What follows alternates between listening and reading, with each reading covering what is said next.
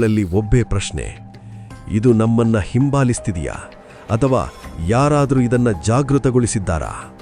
ಒಂದು ರಾತ್ರಿ ಹಳ್ಳಿಯ ಮೌನವನ್ನ ಕತ್ತರಿಸುವಂತೆ ಕಿರುಚಾಟ. ವಸುಧೇಂದ್ರ ಓಡುತ್ತಾ ಕಲ್ಲಿನ ಕಡೆ ಬರುತ್ತಾನೆ. ಅಲ್ಲಿ ಬೆಳಕಿನ ಮಧ್ಯೆ ಒಬ್ಬನು ನಡಿದಂತೆ ಕಾಣುತ್ತಾನೆ. ಅವನು ಮಲ್ಲೇಶ. ಬದುಕಿದ್ದ, ಆದರೆ ಮತ್ತೊಂದೇ ಇದ್ದ ಮಲ್ಲೇಶ ಅಲ್ಲ. ಕಣ್ಣು ಕೆಂಪು, ಮುಖದಲ್ಲಿ ಭಯ, ನೋವಿಗಿಂತಲೂ ವಿಚಿತ್ರ ತಳ್ಳಣ. ಹೋಗಿ, ದಯವಿಟ್ಟು ಹೋಗಿ ಎಂದು ಅವನು ಕಿರುಚುತ್ತಾನೆ.